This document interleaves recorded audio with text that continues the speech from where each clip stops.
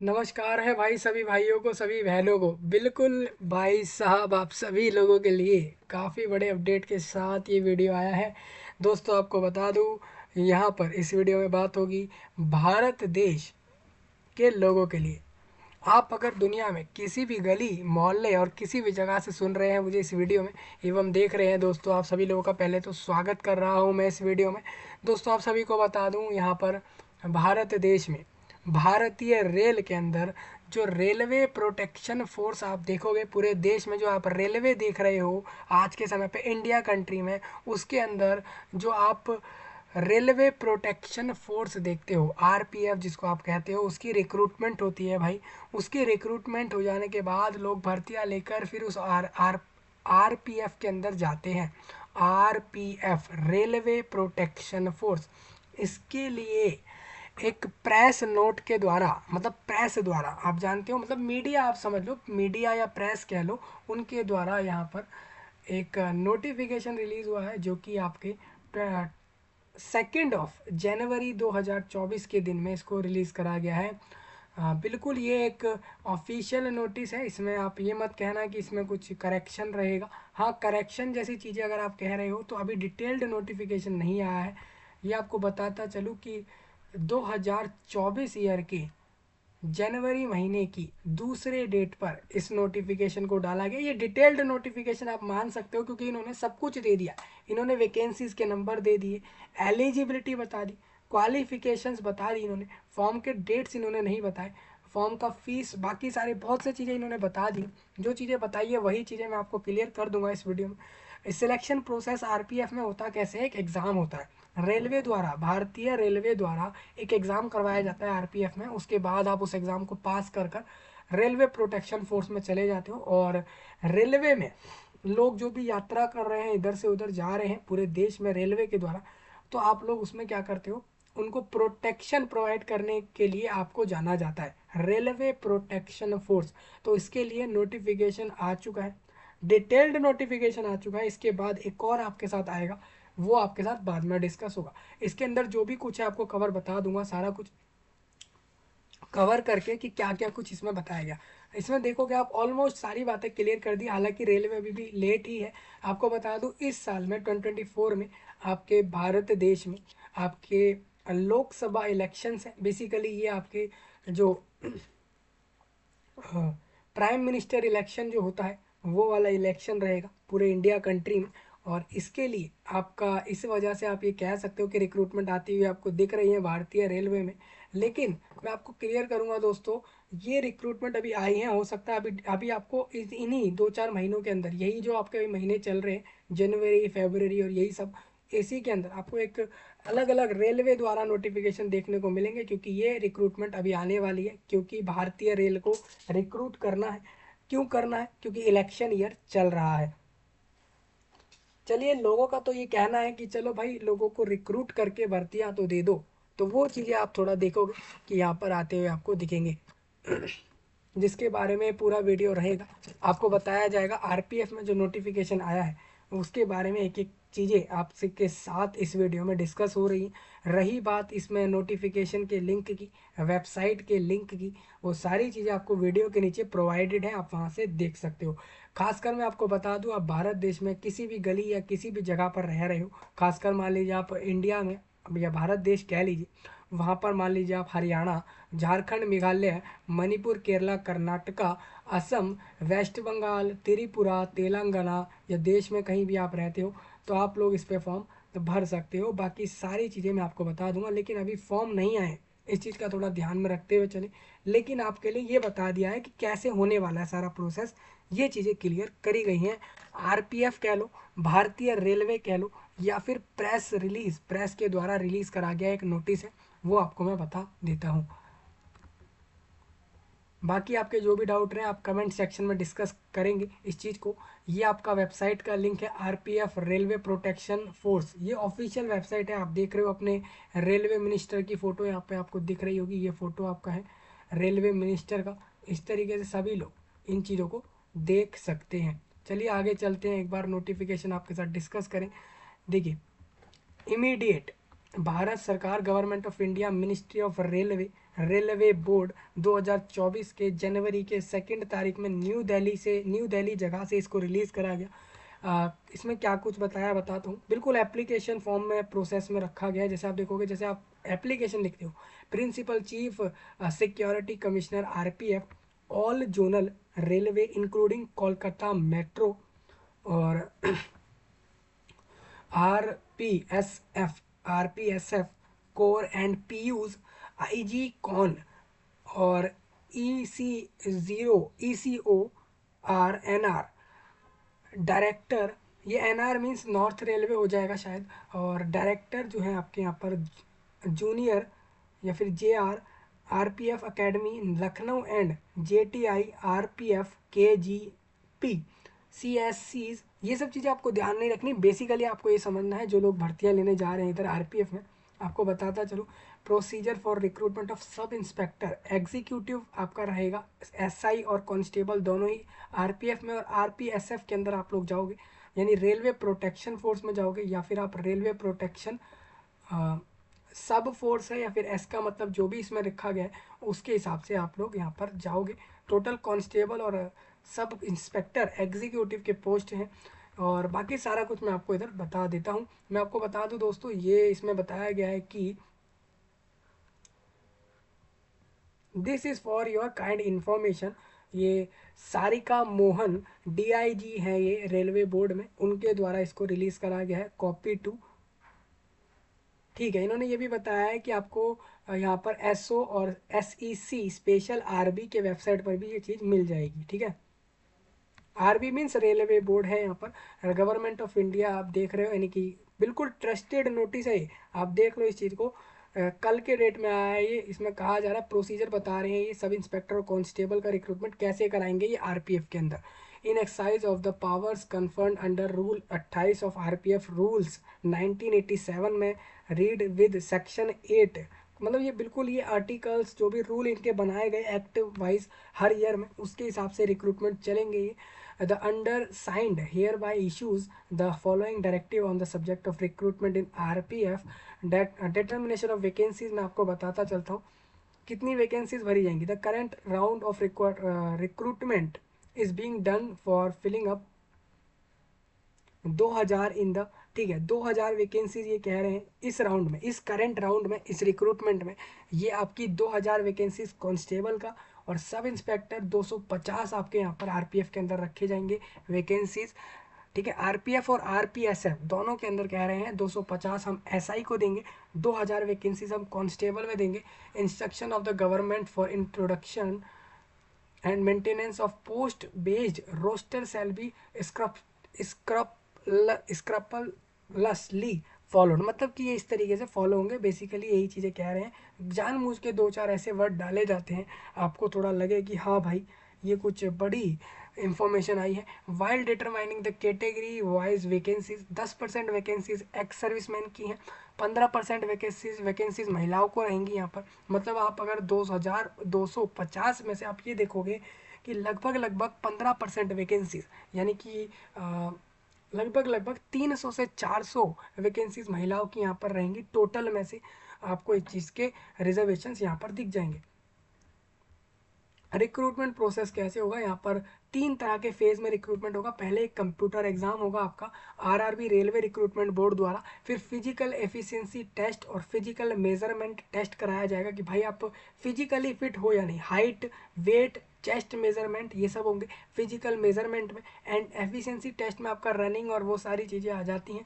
उसके बाद डीवी करा देंगे कि आपके सारे डॉक्यूमेंट जो आप कह रहे हो कि आपके पास क्वालिफिकेशंस हैं वो ट्रस्टेड और सही है कि नहीं, उस चीज़ को चेक करके, और उसके बाद आपका ये रिक्रूटमेंट कंप्लीट हो जाता है। डॉक्यूमेंट वेरीफाई के बाद आपको जॉबें मिल जाती हैं। नॉमिनेशन ऑफ नोडल ऑफिसर, मैं आपको बता दूं, आईजी हेडक्वार्टर और DIG establishment, railway board shall be nominated as the nodal officers who shall coordinate with railway recruitment board in respect of conduct, ठीक है, and allied work related to the recruitment. Constitution of central recruitment committee after completing, जैसे आपका written exam हो जाएगा यहाँ पर, ये सारे प्रोसेस हो जाने के बाद शैल बी डन एसआई का रिक्रूटमेंट इस तरीके से डन हो जाएगा। एंड फॉर द कांस्टेबल के लिए it self be done by regional सब कमिटी। ये अलग अलग रीजनल में, अलग अलग रीजन में ये सब कमिटीज़ बनाई गई हैं under supervision of CRC for constable के लिए। मतलब वो सुपरवाइज होंगे यहाँ पर सीआरसी कांस्टेबल की वैकेंसी के लिए, which shall be constituted by DG और आरपीएफ एज फॉलो। मतलब ये बता रहे हैं कि किस तरीके से चलेगा। आपको ये समझना है, आपका एक रिटन कंप्यूटर पे एग्जाम लिया, फिर फिजिकल सारा हो गया, एंड्योरेंसी मतलब आपका एफिशिएंसी टेस्ट और मेजरमेंट वगैरह चीज़ें होने के बाद डॉक्यूमेंट वेरीफाई होकर आपको जॉब मिलेंगी। ये 3 स्टेज आपके रहेंगे। आप लोगों को बस यही समझना है rank for which recruitment is to be conducted. Sub inspector का मैं आपको बताता चलूँ यहाँ पर composition of CRC central recruitment committee and functions, उनका काम क्या रहेगा मैं आपको बताता चलता हूँ। It shall conduct physical efficiency. ये लोग आपका सीआरसी वाले लोग क्या करेंगे, वो लोग एक ऐसा कमेटी रहेगा जो आपका ये सब करवाएंगे। उसके बाद सेम कांस्टेबल में भी इस तरीके से चीज़ें होंगी। और कॉन्स्टिट्यूशन ऑफ रीजनल सब कमिटीज़ फॉर कंडक्टिंग पीईटी और वही सब चीज़ें आपका ये लोग। अब देखिए आपको इस चीज़ से मतलब नहीं होना चाहिए कि कौन क्या करा रहा है, बेसिकली रेलवे का ही कोई कमेटी है ये सब करा रहे हैं। देयर शैल बी 4 रीजनल सब कमिटीज़ होंगे ईस्ट वेस्ट नॉर्थ साउथ के लिए, विच जो कि कंडक्ट कराएंगे फिजिकल एफिशिएंसी टेस्ट और फिजिकल मेजरमेंट टेस्ट और डॉक्यूमेंट वेरिफिकेशन कांस्टेबल पोस्ट के लिए।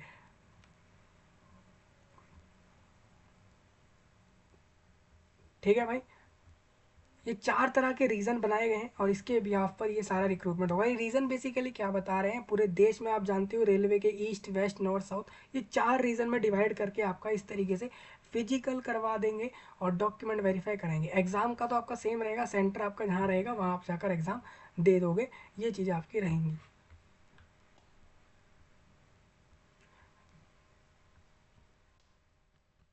तो यही सब चीज़ें आपको देख लेना कि कौन कौन मेंबर आपका, कौन कौन सी कमेटी क्या क्या करवा रही है। एलिजिबिलिटी कैंडिडेट्स के लिए ये रहेगी कि भारत के नागरिक लोग फॉर्म भर सकते हैं इसमें।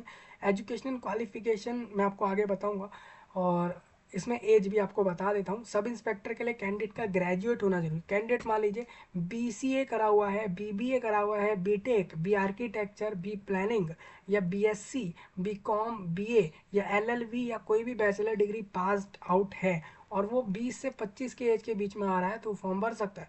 सेम कांस्टेबल एग्जीक्यूटिव पोस्ट के लिए कैंडिडेट का ये रहेगा कि वो 10th पास रहे और 18 प्लस 25 बिलो वाला फॉर्म भरेगा।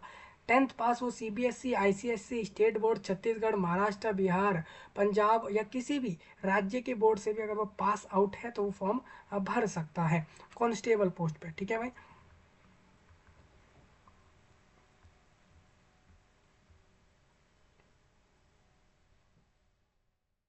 डेट ऑफ बर्थ जो भी आपकी यहाँ पर मेजर होगी, मतलब देखी जाएगी जो बेसिकली कि भाई आपकी डेट ऑफ बर्थ क्या है, वो आपकी ये 10th के मार्कशीट से देख लेंगे।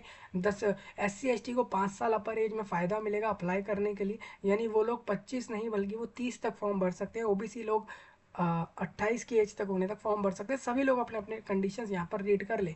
स्पेशल प्रोविजंस एक्स सर्विसमैन लोग कौन होते हैं वो बता रहे हैं। फिजिकल मेजरमेंट में बेसिकली यही रहेगा। यूआर कैटेगरी वालों का मेल कैंडिडेट का 165 सेंटीमीटर हाइट होना चाहिए, महिलाओं का 157 रहेगा। और यूआर में आप अगर मेल हो तो आपके पास 165 प्लस आपका हाइट होना चाहिए। और चेस्ट के मेजरमेंट में भी आपका लिखा है विदाउट एक्सपेंशन कि आपका 80 सेंटीमीटर रहेगा और विद एक्सपेंडेड के साथ आपका जो है यहाँ पर 85 सेंटीमीटर जाएगा। सेम SC ST सभी लोग अपना अपना यहाँ से देख लेंगे जो भी इनका मेजरमेंट रिगार्डिंग बताया गया है। आरआरबी इस रिक्रूटमेंट को कराएगा, आपके रेलवे रिक्रूटमेंट बोर्ड द्वारा इस चीज़ को कराया जाएगा, ये चीज़ उन्होंने कही है। और यहाँ पर एक एंगेजमेंट ऑफ एजेंसी, ये एजेंसी की को अरेंज करेंगे प्रोसेस कराने के लिए, एप्लीकेशंस के लिए, कंडक्टिंग कंप्यूटर बेस्ड एग्ज़ाम कराने के लिए एक एजेंसी को ये यहाँ पर यूज़ करेंगे, उनकी मदद से ये चीज़ करवाने वाले हैं। मोड ऑफ, ये देखिए प्रेस नोट में ये बताया गया कि कैसे कैसे क्या होगा, कौन कैसे कैसे क्या करवाने वाला है। ये अब ऐसा नहीं है कि ये सिर्फ वो कमेटी के लिए, आप भी जान लो कि इस तरीके से आपका ये सब होता है। Mode of filling up of online by applicant and other condition. Exam की फ़ीस कह रहे हैं आरआरबी जो भी आपका फॉर्म का रुपया लेगी वही आपको देना है। अब मेरे को जहाँ तक लग रहा है कि वही फॉर्म का रुपए जो रहते हैं रेलवे में 100 रुपीज़ या 500 यही सब रहता है यूआर वालों से। खासकर महिलाओं की फ़ीस शायद माफ़ होती है रेलवे में, रिक्रूटमेंट जब भी होती है। तो वो जो भी रहेगा नोटिफिकेशन जब आएगा आपके साथ डिस्कस करूँगा। अप्लाई कैसे करना है, सिंपल होता है। आरपीएफ के वेबसाइट या फिर आरआरबी के वेबसाइट से आपको रजिस्ट्रेशन करना होगा, डॉक्यूमेंट अपलोड करने होंगे, फीस सबमिट और फॉर्म सबमिट हो जाएगा। इस तरीके से हो जाता है। ठीक है भाई। अब हॉल टिकट क्या होता है, एक एडमिट कार्ड मिलेगा आपको इस कंप्यूटर एग्जाम को देने के लिए। उसमें लिखा होगा कि इस नाम के कैंडिडेट को इस दिन जाकर इस रोल नंबर के साथ अपना एग्जाम यहाँ जाकर दे के आना है, वो इस पोस्ट पे अप्लाई कर चुका है। ये आपको पता कैसे लगता है, आप अपने लॉगिन के साथ इस चीज़ को देख पाते हो। फेज़ 1 में जो आपका कंप्यूटर एग्जाम रहेगा उसमें मैं आपको बताता चलूँ कि वो कब होगा, ये आपका आरआरबी डिसाइड करेगा। ठीक है। और पूरे देश में इसका एग्ज़ाम होगा, पूरे इंडिया कंट्री में। और लैंग्वेज ऑप्शन, और साथ में ये कह रहे हैं आपके जो सब इंस्पेक्टर का एग्ज़ाम का लेवल होगा वो ग्रेजुएशन लेवल का होगा, और कांस्टेबल वाले पोस्ट का जो एग्ज़ाम का लेवल होगा क्वेश्चन पेपर का जो आप देखोगे वो 10वीं लेवल का होगा। मतलब कि जिस लेवल की क्वालिफिकेशन आपसे मांग रहे हैं उसी लेवल का आपको एग्ज़ाम में देंगे ये पैटर्न। और आपको बता दूं, आपको 35% मार्क्स कम से कम लाने होंगे इसके अंदर, सिक्योर करने हैं आपको पास करने के लिए इस एग्ज़ाम को। और जो लोग अनुसूचित जाति जनजाति हैं पूरे देश में कहीं से भी, तो उनको 30% प्लस से मार्क्स ऊपर लाने हैं, तभी वो लोग अपने आप को यहाँ पर पास मान सकते हैं। डिटेल ऑफ टाइम अलाउड आपको बता दूं, यहाँ पर आरआरबी द्वारा कितना समय मिलेगा। यहाँ पर एग्ज़ाम के अंदर आपको 90 मिनट का समय मिलेगा एग्ज़ाम कंप्लीट करने में। 120 क्वेश्चन कंप्लीट करने हैं। जनरल अवेयरनेस के 50 हैं, अर्थमेटिक्स मीन्स मैथ्स के 35 क्वेश्चन रहेंगे, 35, और जनरल इंटेलिजेंस के 35। तो टोटल आपको दिख रहा होगा रीजनिंग के भी 35 सेम इसी के अंदर आ जाएगा, इंटेलिजेंस और रीजनिंग में। तो टोटल 120 क्वेश्चन आपको करने हैं दोनों ही पोस्टों में 90 मिनट के अंदर। ठीक है। हाँ, बस इनका लेवल अलग अलग होगा। एक कांस्टेबल वालों का 10वीं तक का इस तरह का आएगा, और एसआई वालों का ग्रेजुएशन लेवल का आएगा। सीबीटी एग्ज़ाम रहेगा। एग्ज़ाम में मैं आपको बता दूं जनरल अवेयरनेस के जो पैटर्न रहेंगे, टॉपिक्स रहेंगे, वो आप अपने स्क्रीन पर देख रहे हो। भारत का इतिहास, art and culture, geography, economics, general polity, Indian constitution, sports, general science. Arithmetics में आपसे क्या क्या पूछेंगे, number system, whole numbers, decimal, fractions, relationships between numbers, fundamental arithmetical operations, percentages, ratio and proportion, average, interest, profit loss, ये सारी चीज़ें। तो आपको सारे टॉपिक यहाँ दिख रहे हैं। हर क्वेश्चन सही करने पर 1 नंबर रहेगा, और नेगेटिव मार्किंग 1/3 का यहाँ पर रखा जाएगा। अगर आप किसी क्वेश्चन का आंसर गलत करोगे तो आपके मार्क्स कटेंगे।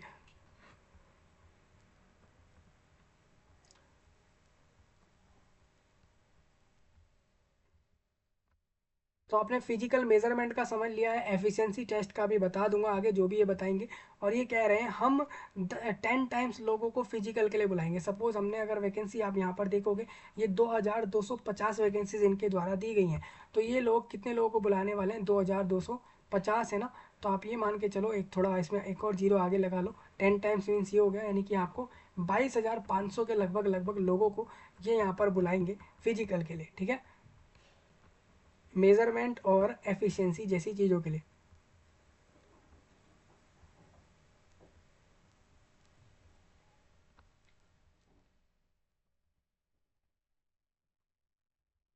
सेकंड फेज आपका जो फिजिकल होने वाला है उसके रिगार्डिंग आप सारे पॉइंट एक बार यहाँ से रीड कर लेना।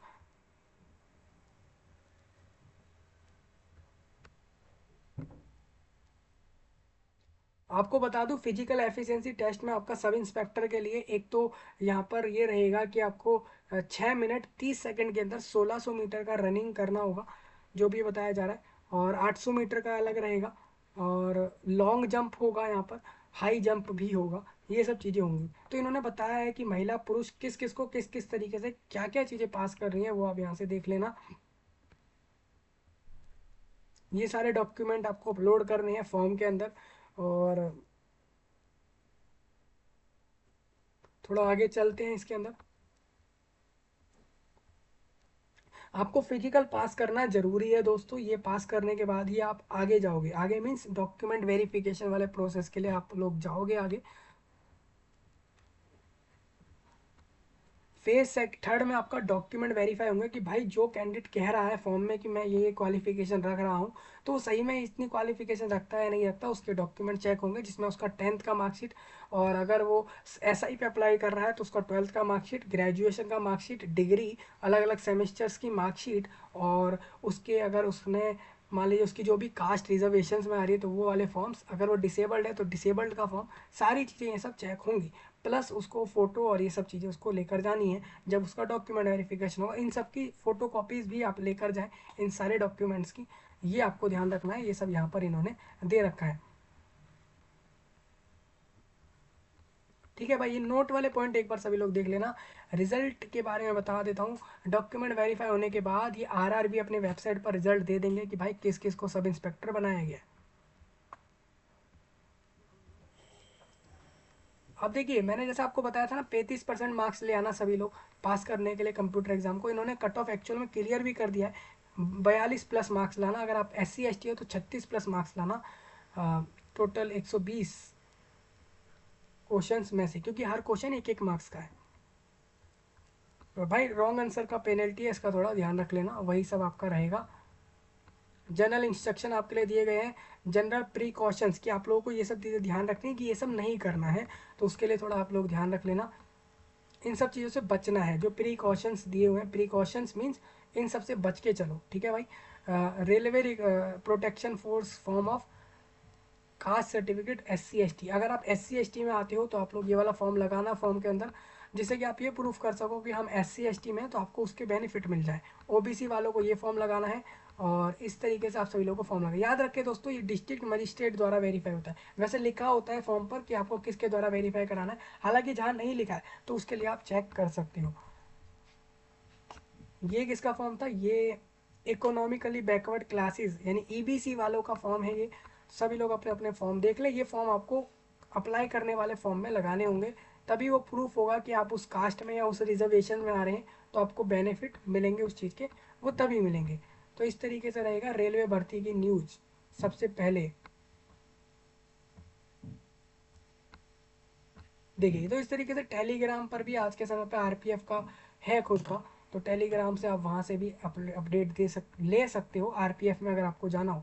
RPF के लिए इन्होंने टेलीग्राम लिंक भी अवेलेबल करा है। तो ये सारी चीज़ें आपको दिख गई होंगी, यही सब था आपके RPF के अंदर, जो कि बहुत बड़ा अपडेट था। अब ये नोटिफिकेशन सारा आ चुका है आपका, फॉर्म के डेट्स नहीं आए अभी, और जो वैकेंसीज आपने देखी वो कैटेगरी वाइज अभी नहीं आई है, ये किसको कितनी वैकेंसीज आ रही है। एग्जाम पैटर्न आ गया, सब कुछ आ गया कि कौन लोग क्या क्या करने वाले हैं, RRB क्या करेगा और दूसरे कमेटीज़ क्या करेंगे, सब कुछ इन्होंने बता दिया। लेकिन अभी फॉर्म के डेट्स नहीं दिए, और वो चीज़ मैंने आपको यहाँ बता दी, ना फॉर्म की फीस दी है, ना फॉर्म का डेट दिया है, सिलेबस तक दे दिया इन्होंने, लेकिन बहुत से ऐसी चीज़ें जो अभी नहीं आई है। हाँ, लेकिन आप मान के चलो, ये जो वैकेंसीज बता रहे हैं, ये कह रहे हैं करंटली इतनी हमारी इस राउंड में वैकेंसी भरेंगे, यानी हम 2250 लोगों को इस वाले राउंड में जॉब देंगे। ये वैकेंसीज में अगर चेंज आएगा तो आपको बता दिया जाएगा। अभी के लिए तो यही वैकेंसीज आप मान के चले कि फाइनल है, ठीक है। ऑल इंडिया बेस में रिक्रूटमेंट रहेगा ये सारा, सबके सब गवर्नमेंट जॉब में जाएंगे ये सारी। और ये RPF के वेबसाइट पर भी आपको ये देखने को मिल जाएगा जल्द से जल्द, 2 से 3 महीने के अंदर हो सकता है ये आना चालू हो जाए। मुझे उम्मीद है सारा कुछ समझ आया होगा आप सभी लोगों को। आपको कोई डाउट लगे कमेंट में बताएं, इस जानकारी को लोगों तक शेयर कर दें, खासकर इंडिया में एक एक लोगों तक शेयर करें। ये आप सभी के लिए अपडेट था।